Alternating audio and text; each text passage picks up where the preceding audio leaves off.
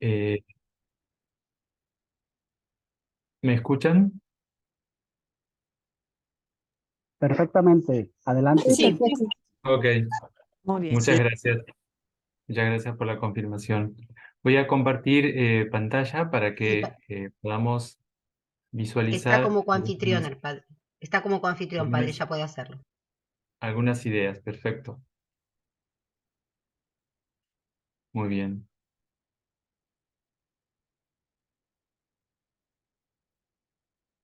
¿Pueden ver la imagen? Sí, padre. Bien. Buenas Bueno, muchas tardes. gracias por la invitación. Eh, para mí es un honor y también una gran responsabilidad hablar de Santo Tomás, que eh, es para nosotros no solo un santo en nuestra orden, de nuestra orden, sino también un hermano. Y siempre, bueno, es muy gustoso poder compartir algunas cosas de este santo dominico, muy querido para nosotros en la orden y también, por supuesto, para la iglesia entera. Em, Yo he titulado esta charla, esta plática que vamos a compartir ahora, tomando dos aspectos que me parecen importantes rescatar de la vida de Santo Tomás. A lo largo de la semana tendrán la oportunidad de escuchar muchos otros aspectos de la vida, estudios más centrados en sus escritos. Me parecía importante poder de alguna manera catalogar estos aspectos de la vida de Santo Tomás considerando dos cosas. El ser escritor es ciertamente un escritor medieval y también un predicador. Y ambas cosas, por supuesto que se complementan y en su persona se adquieren, ¿no? Una gran importancia.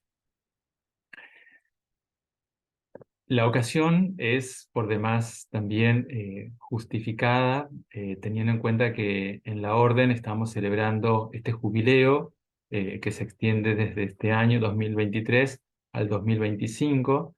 Ahí podrán ver eh, datos de la celebración. Celebramos 700 años de su canonización, 750 de su muerte y 800 de su nacimiento, ¿no? Para nuestra orden y para toda la iglesia es un motivo de gran alegría celebrar a este santo tan conocido, pero que todavía necesita ser aún más difundido en los múltiples aspectos de su vida. Los estudiosos de sus obras, por supuesto que están dedicados de lleno y entre ellos se cuentan muchos hermanos de nuestra orden, no solo acá en Argentina, sino también en el mundo entero, dedicados a profundizar en sus obras. Buenas tardes. Benedicto, sí, Perdón, Benedicto hermanos. XVI. Buenas Perdón, tardes. hermanos. Ay, Gustavo. Mantenemos por favor, los micrófonos apagados. Lo dijimos al principio de la reunión y no se escribe en el chat. Disculpe, padre, por favor, por la interrupción. No, por favor. Benedicto XVI, al dedicar su catequesis del miércoles 2 de junio de 2010, y dedicada a Santo Tomás de Aquino, afirma que el Santo Doctor llevó a cabo una operación de fundamental importancia, no solo para la historia de la filosofía y la teología, sino para la historia de la cultura. Estudió a fondo a Aristóteles y a sus intérpretes. La gran obra del santo quedó plasmada en la demostración de que entre la fe cristiana y la razón subsiste una armonía natural. Pero cuando nosotros intentamos aproximarnos a la situación histórica de un pensador, como en este caso Santo Tomás, vale la pena preguntarnos qué era la historia para el Aquinate, cuál era la base de la conciencia histórica reflejada en su obra. Y quizá puede ayudarnos a responder estas preguntas, en parte, lo que él afirmaba en la primera parte de la Suma Teológica. Dios está en todas las cosas por esencia, potencia y presencia, como la causa está en los efectos que participan de su bondad. Por encima de este modo común, hay otro especial que corresponde a la criatura racional, en la que se dice que Dios se encuentra como lo conocido en quien conoce, y lo amado en quien ama. Y porque conociendo y amando, la criatura racional llega por su mismo obrar hasta el mismo Dios. Como ha señalado un autor, para Santo Tomás, el tiempo y la historia del género humano están al servicio de la historia de la salvación sobrenatural. Y creo que es importante rescatar esta afirmación porque va a guiar en la vida de Santo Tomás todo su esfuerzo por conocer la revelación, por asimilarla, por contemplarla y como él mismo lo expresó como un dato primordial de nuestro carisma dominicano, que la contemplación haga brotar la predicación. Así como podemos desligar la obra no podemos desligar la obra de la persona, tampoco podemos desconocer el tiempo en que la persona y la obra se desarrollaron, aun cuando tengamos frente a nosotros una obra tan colosal como puede haber eclipsado a la persona. Recordemos lo que dice San Juan Pablo II en Fides et Ratio. La Iglesia ha propuesto siempre a Santo Tomás como maestro de pensamiento y modelo del modo correcto de hacer teología. El ambiente en el que se formó y desarrolló el maestro es el de la universidad medieval del siglo XIII, y aun cuando su producción literaria es enorme, sin embargo, no contamos con un escrito tan personal como las ya conocidas Confesiones de San Agustín. El interés por la vida y la obra de Santo Tomás sigue alentando los esfuerzos de tantos autores que continúan publicando estudios referidos a los diversos ámbitos de la teología, la filosofía y la exégesis bíblica, así como el análisis de la historia e historiografía del contexto en que surgieron estas obras. En esta oportunidad quiero compartir con ustedes algunos rasgos de la vida del Santo Doctor, que pueden servirnos a todos de impulso para un mayor conocimiento de su persona, y desde allí alcanzar o acercarnos, mejor dicho, al panorama histórico en el que se desplegaron esos rasgos. En este intento asumiremos un itinerario donde se destaque la santidad de este hombre, sin olvidarnos del hombre que recorrió un camino de santidad sirviendo a Dios y a la Iglesia con su sabiduría. Hay una pintura, entre muchas obras famosas, que da cuenta de la devoción de los fieles hacia Santo Tomás y que desarrolla uno de los motivos pictóricos más destacados en la persona del Aquinate. Antoine Nicolas pintó esta obra en 1648 y la tituló Santo Tomás de Aquino, Fuente de Sabiduría. La estancia del maestro dominico en la Universidad de París es contemporánea a la inauguración de la Catedral de Notre Dame. Por ello, los frailes del convento de la Anunciación de París, que conservaban la pintura, la donaron a la catedral para conmemorar el 7º centenario de la muerte de Tomás en 1974. La pintura muestra al Aquinate en el centro de la escena rodeado de diversos personajes, destacando simbólicamente a través de la fuente el legado de su obra, a la cual acuden todos los que desean saciar su sed de sabiduría y de verdad. La escena es solemne, pero a la vez manifiesta la cercanía de quien pone a disposición el resultado del propio recorrido. El mismo declara en la Suma contra Gentiles que el estudio de la sabiduría es el más perfecto, sublime, provechoso y alegre de todos los estudios humanos. Las facetas de la vida de Tomás que escogí para compartir con ustedes son dos. La primera es ciertamente evidente e ineludible. La segunda es quizá la que menos frecuentemente capta nuestra atención cuando pensamos en su persona. Y ellas pueden guiarnos para descubrir, como lo titula un conocido artículo sobre Tomás, el hombre que fue Santo Tomás. Revisaremos entonces estas dos facetas, la del escritor medieval y la del predicador de la verdad.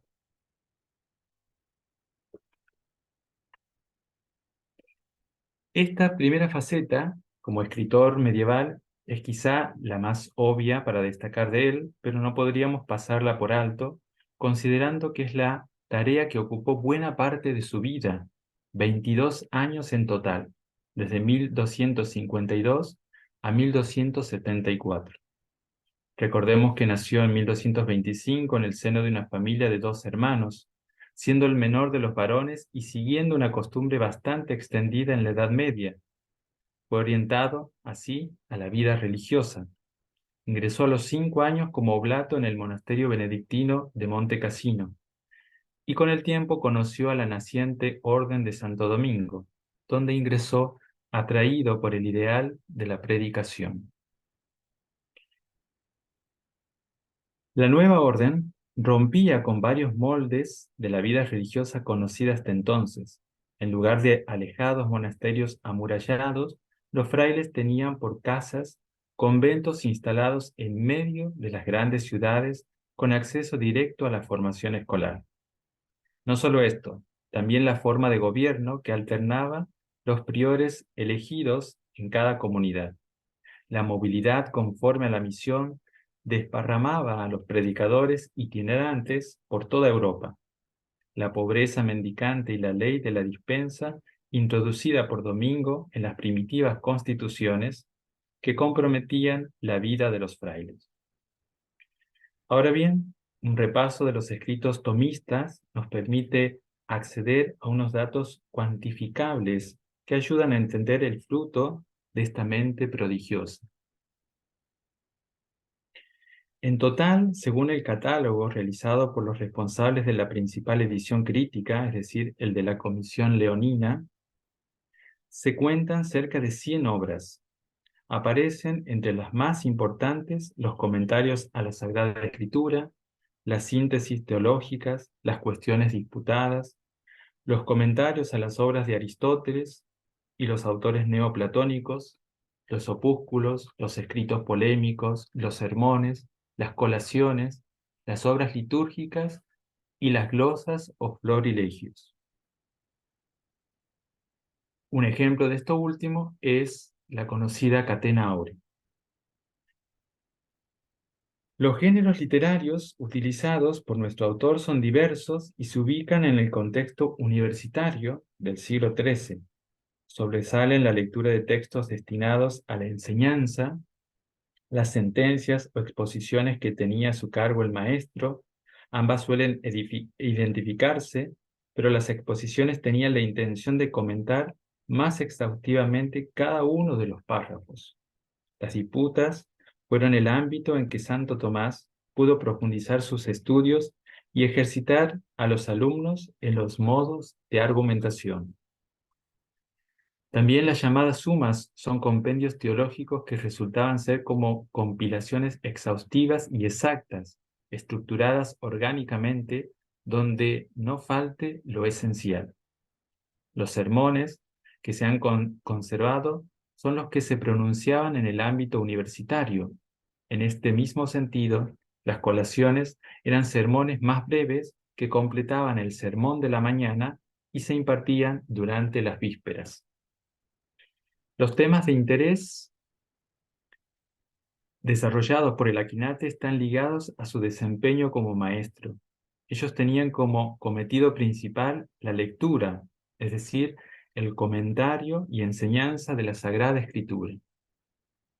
Durante toda su vida mantuvo el interés por la Biblia, lo cual queda demostrado por los comentarios que conocemos a libros del Antiguo y Nuevo Testamento y por la aceptación de solicitudes como la del Papa Urbano IV. Así comenzó la Catena Aurea, un trabajo que continuó incluso después de la muerte del pontífice. Las reportaciones eran las notas escritas por sus oyentes directos. No es desconocido para nosotros que el campo de la teología haya sido el que más ocupó su esfuerzo intelectual y donde podemos advertir una originalidad propia, tocando la gran variedad de ámbitos que iluminó con los principios, pero sin dejar de lado las preocupaciones y necesidades de la Iglesia de su tiempo. La filosofía en sus diversos campos también fue objeto de estudio e innovación, siendo el autor eclesiástico medieval que más utilizó autores de la época greco-romana para citarlos como fuentes en sus obras. Otras esferas del saber han sido tocadas por la pluma de Tomás, como la astronomía, la medicina, la economía, reconociendo el mismo autor su poca experticia en esos temas. Entre las motivaciones pueden reconocerse al menos tres: las obras escritas por oficio, las realizadas por encargo y las que nacieron de su propia iniciativa. Dado su oficio de maestro, se destacan los comentarios, las cuestiones disputadas, muchas de ellas propuestas por el mismo autor, y los sermones universitarios. Los destinatarios de esta labor eran principalmente los alumnos, es decir, religiosos de nuestra orden, seminaristas, párrocos, canónigos, laicos y colegas maestros. Las obras escritas por pedido, en su calidad de maestro y experto en teología, fueron abundantes. Van desde los comentarios filosóficos al oficio del Corpus Christi, es decir, que los destinatarios eran quienes solicitaban a Tomás esos trabajos, los frailes de la orden, y entre ellos el maestro general, el papa, arzobispos y otros eclesiásticos, profesores, reyes, abades y otros. Entre las obras del tercer grupo que mencionamos, las formuladas por una motivación personal, se destacan dos de las grandes síntesis, y quizá las más conocidas por nosotros: la Suma contra Gentiles y la Suma Teológica. Este hecho nos habla, dice un autor, de la preocupación de Santo Tomás por dar una visión adecuada de la teología, en todas sus implicancias, y no solo presentar casos de moral como era la costumbre en aquel momento. También deben incluirse en este conjunto los comentarios a las obras de Aristóteles, de acuerdo con el interés que despertó el filósofo en su trabajo intelectual. Muchos de estos comentarios fueron también motivo de enseñanza al interior de nuestra orden. Los escritos polémicos, por ejemplo, la defensa de la vida religiosa, así como las oraciones de las que disponemos y que han sido calificadas como auténticas. En ellas vemos reflejado su propósito, el del servicio a la verdad para el bien de la Iglesia, de la orden y de las almas. El trabajo de escritura era intenso. Si se piensa en el amplio catálogo de las obras de Santo Tomás y en el hecho de que el modo de volcar las ideas al papel era de por sí complejo. En realidad no se trataba de papel, eran más bien pergaminos obtenidos de un tratamiento especial realizado sobre pieles de animales. Sobre ellas se escribía con pluma, lo cual resultaba ser un proceso lento, pues cada palabra, literalmente, se dibujaba sobre el cuero.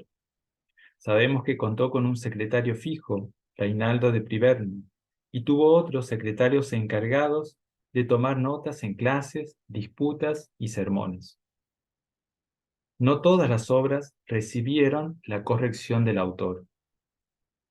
Como toda labor intelectual, requería de tiempos para seleccionar las fuentes, pensar, escribir y corregir las obras. El padre Torrel calculó la cantidad de hojas producidas por Tomás durante el período de mayor producción, es decir, durante su estancia en París, desde octubre de 1268 a abril de 1272. Dice el padre, un promedio de 12 páginas de nuestro tamaño A4 por día. Cada página contando con alrededor de 350 palabras. Todo ello ejecutado por el hombre que era, es decir, un religioso dominico que cumplía con las obligaciones de su estado, especialmente la asistencia al oficio litúrgico, el cual estaba dispensado, pero al que, como relatan sus biógrafos, asistía puntualmente. Además, la celebración de la misa conventual y otras ocupaciones propias de su oficio, dictado de clases, las predicaciones, las disputas, así como la atención personal de algún personaje que acudía a consultarlo, la correspondencia y tantos otros asuntos. Hasta aquí entonces esta primera faceta que me parecía importante destacar, considerando estos datos que hemos obtenido. De cada una de ellas se puede hablar muchísimo y hay mucha bibliografía referida a los escritos de Santo Tomás, a su labor como escritor medieval. Pero basta con esto, este breve recorrido respecto de su tarea como escritor. La otra faceta que me parece importante destacar es la de, como dijimos, Santo Tomás como el predicador de la verdad. Esta imagen, podríamos decir, está tomada de lo que afirma Benedicto XVI en la catequesis que citamos al principio, el ministerio de la predicación que llevó adelante Santo Tomás de cara a la formación del pueblo que acudía con agrado a escucharlo. Dice el Papa, es verdaderamente una gran gracia cuando los teólogos saben hablar con sencillez y fervor a los fieles. El ministerio de la predicación, por otra parte, ayuda a los mismos estudiosos de teología a un sano realismo pastoral y enriquece su investigación con fuertes estímulos. Esta faceta de su ministerio podría sonar redundante tratándose de un miembro de la orden de predicadores. Tomás predicó en el ámbito universitario y al pueblo. Las colaciones del credo, los 10 mandamientos, el Pater Noster y el Ave María son una prueba de esto último. Pero, ¿en qué consistía en el tiempo en que vivió Santo Tomás el oficio de la predicación? ¿Por qué resaltar en su persona algo que resulta una obviedad? La cuestión de la predicación era una preocupación que ocupó la reflexión de la Iglesia desde varios siglos antes que se fundara nuestra orden de predicadores. Al parecer, San Gregorio habló por primera vez del Ordo Predicatorum, identificándolo con el oficio propio de la jerarquía eclesiástica, como era tradición en la Iglesia. Ellos formaban el grupo de los predicadores católicos, es decir, pastores, obispos y doctores.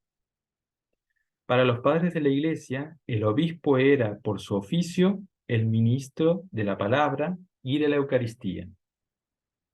Términos como los de doctor y predicador se asociaban a su empeño por enseñar tanto a los clérigos como a los fieles en general.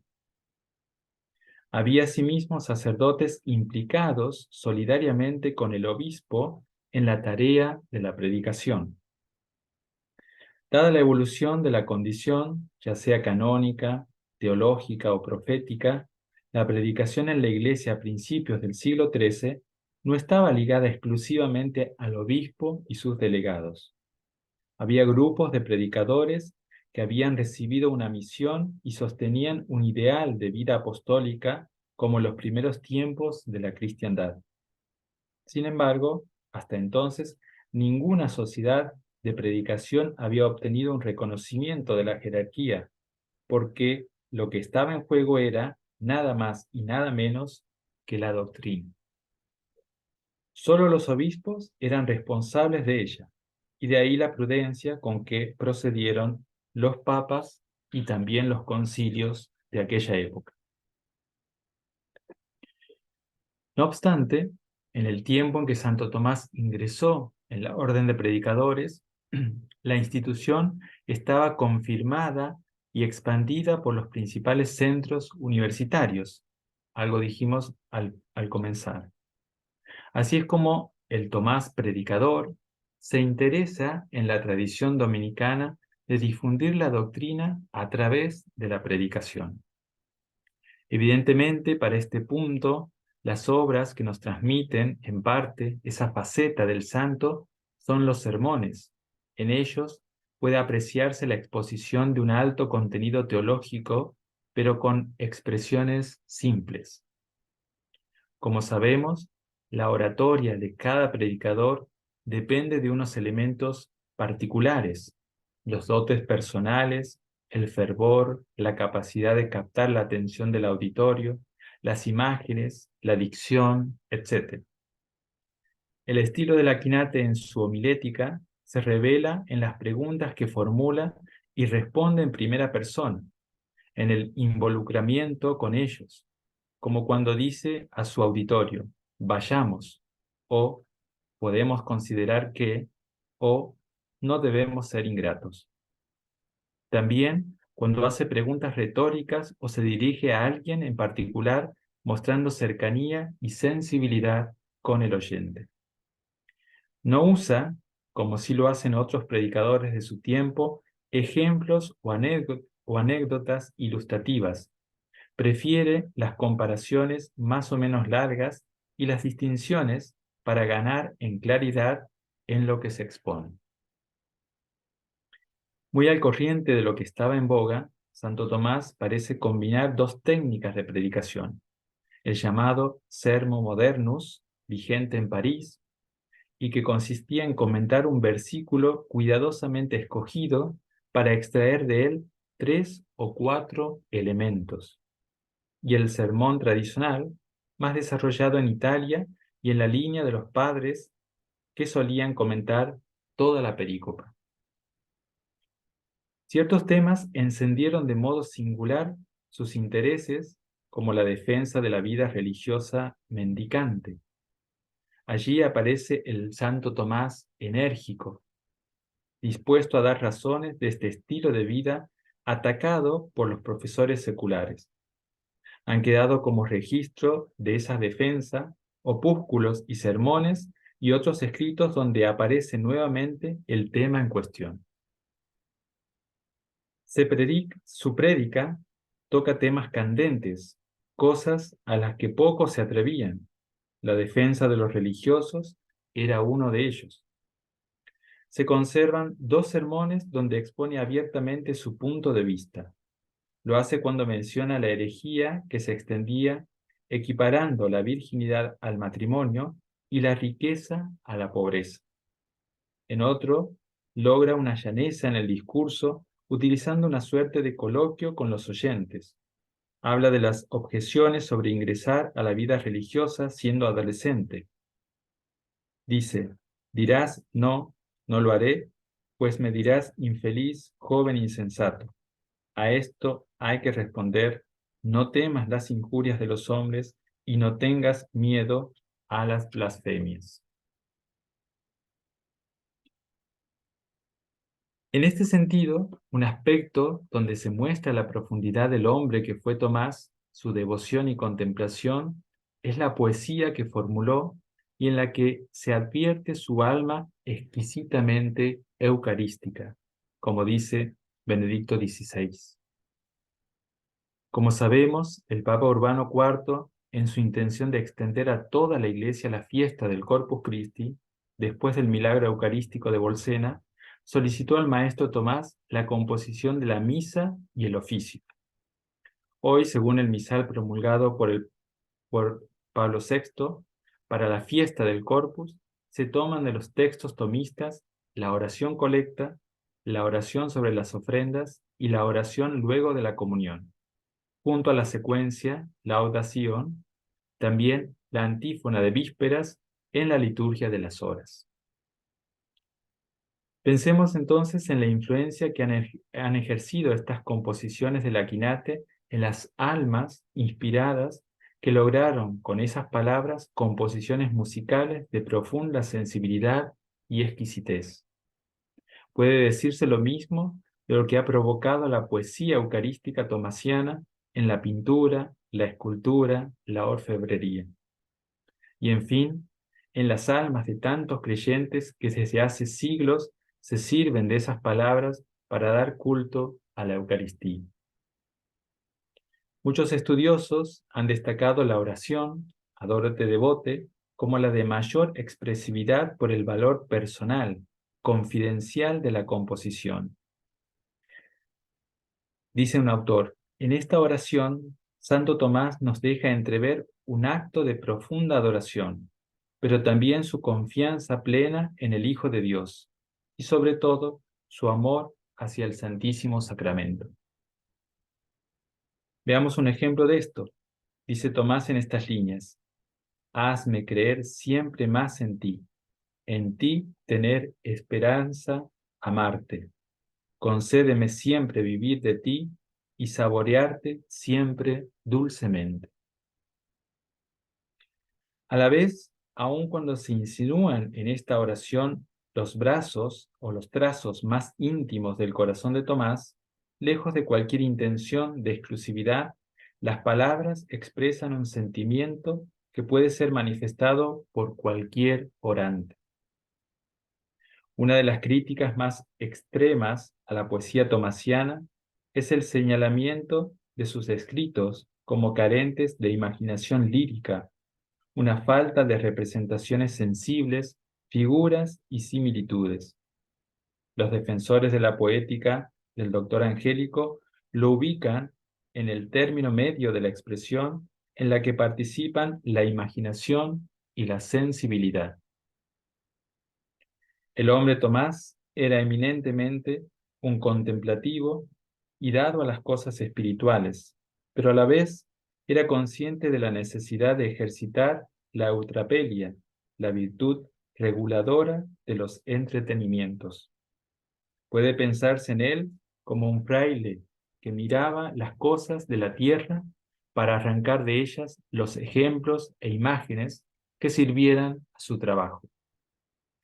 Otro ejemplo, en el prólogo a su comentario a la carta a los Efesios, escribe, pues la esperanza a modo de humo de fuego proviene de la caridad, sube a lo alto, al fin se disipa, es, a saber, en la gloria.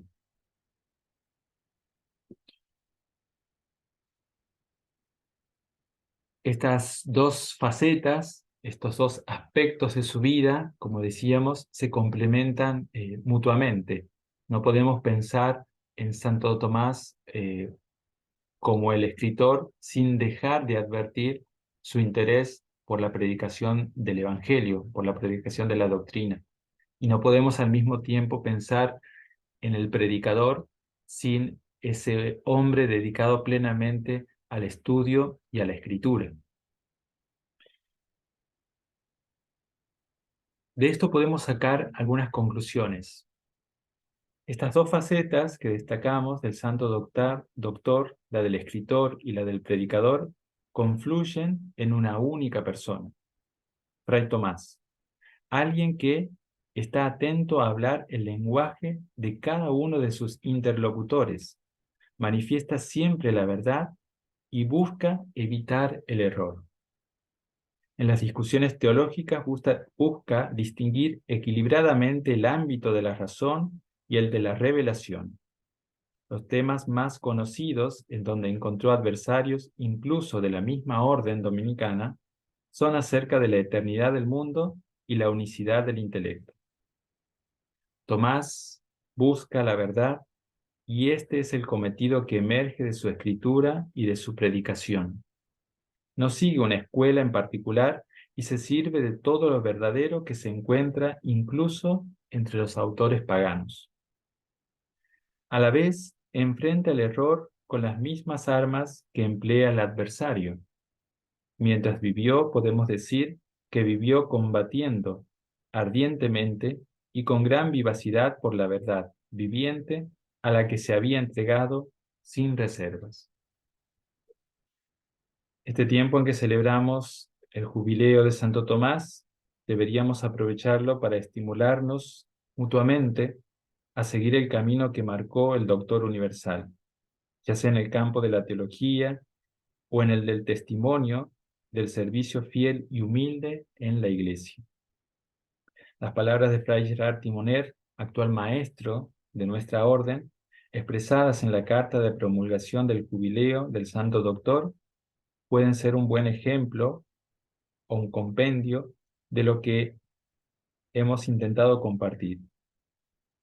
Dice Fray Gerard, Tomás enunció una manera de mantener en tensión fructífera las dimensiones contemplativa, estudio y oración común y apostólica de nuestra vida dominicana. Porque así como es mejor iluminar que simplemente brillar, así es mejor dar a los demás los frutos de la propia contemplación que simplemente contemplar. Muy bien, hasta aquí mi aporte